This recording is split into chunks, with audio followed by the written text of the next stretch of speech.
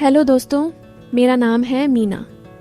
उम्र हो गई है 38 की, लेकिन लोग कहते हैं कि मैं अभी भी 28 की लगती हूँ।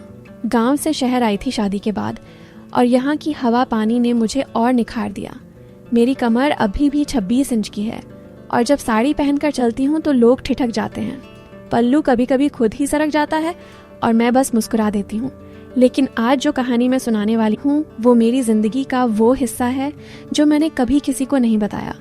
ये कहानी प्यार की, धोखे की और एक ऐसे राज की है जो रातों को जाग कर रख देता है।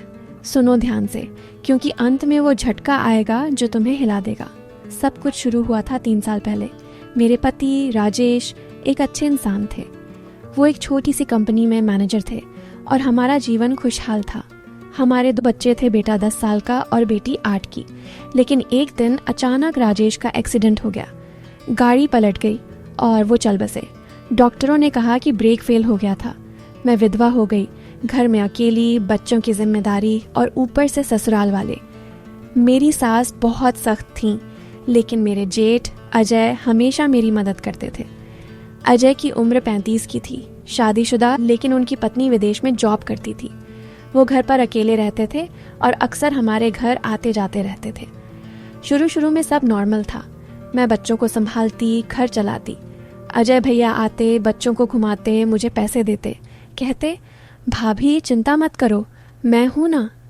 उनकी आवाज़ में एक गर्माहट थी जो मुझे अजीब लगती लेकिन अच्छी भी। वो लंबे चौड़े थे, जिम जाते थे और उनकी मूंछें ऐसी कि गांव की लड़कियां फिदा हो जाती। एक दिन शाम को मैं किचन में चाय बना रही थी। साड़ी का पल्लू सरक गया था। अजय भैया अचानक पीछे से आए और बोले, भाभी ये पल्लू तो बड़ा शरारती है। मैं झेप गई लेकिन हंस दी। भैया आप भी ना। उस दिन से कुछ बदलने लगा। रातें अब अकेली लगने लगी। राजेश की याद आती, लेकिन अजय भैया की वो मुस्कान भी। एक रात मैं नहाने गई। दरवाज़ा पूरा बंद नहीं किया, बस थोड़ा सा गैप छोड़ दिया। मुझे पता था अजय भैया हॉल में बैठे हैं, टीवी देख रहे हैं, लेकिन उनकी नज़र दरवाजे पर होगी। मैं अंदर साबुन लगाती, जोर जोर से गुनगुनाती। लाइट जलती छोड़ दी ताकि मेरा साया दीवार पर पड़े। बाहर से आवाज़ आई, भाभी क्या गा रही हो? मैं हंसकर बोली, कुछ पुराना गाना। नहाकर निकली तो सिर्फ पेटीकोट और ब्लाउज में। बाल गीले, पानी टपक रहा था।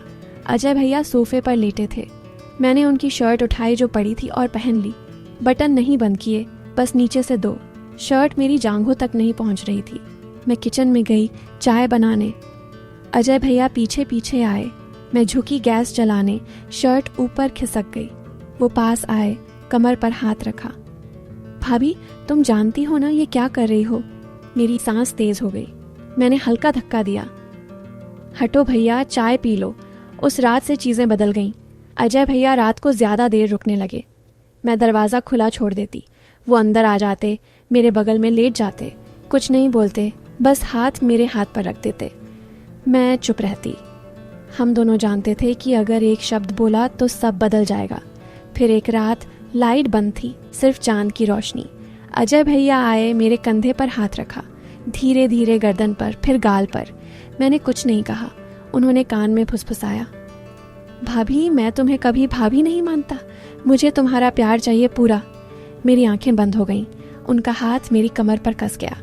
होंठ करीब आ रहे थे और तभी दरवाज़ा जोर से खुला। बाहर खड़ी थी मेरी ननद रीना। वो अचानक आई थी और उसके हाथ में फ़ोन था। रिकॉर्डिंग चल रही थी। उसने सब देख लिया। अगले घंटों में घर में तूफान आ गया।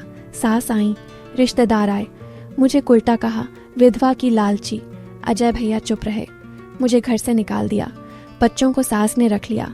मैं अकेली एक छोटे से कमरे में रोती रहती, सोचती मर जाऊं। अजय भैया गायब, फ़ोन नहीं उठाते। फिर एक रात दरवाज़ा खटखटाया। सामने अजय भैया, हाथ में पेन ड्राइव। भाभी अब सच सुनो। उन्होंने बताया कि सब प्लान था। वीडियो बनाए थे, रीना को पैसे देकर बुलाया था क्योंकि मेरा पुराना बॉयफ्रेंड संजय मुझे मारने वाला था। उसने राजेश का कत्ल किया था। प्रूफ पेन ड्राइव में। संजय को वीडियो दिखाकर भगाया। मैं सन्न लेकिन खुश भी। हम वापस घर लौटे। दुनिया गाली देती लेकिन हम साथ थे। फिर आखिरी ट्विस्ट। अजय भैया ने कबूल किया कि संजय ने नहीं, उन्होंने राजेश को मारा। ब्रेक फेल किया क्योंकि मुझे चाहते थे। सब प्लान उनका था। मैंने फ़ोन पर रिकॉर्ड किया, पुलिस बुलाई, अजय गिरफ्तार, अब मैं आज़ाद हूँ। दोस्तों, ये थी मीना की रहस्यमयी रातें। अगर पसंद आई तो सब्सक्राइब करो, लाइक करो। अगली कहानी और ख़तरनाक। जय हिंद।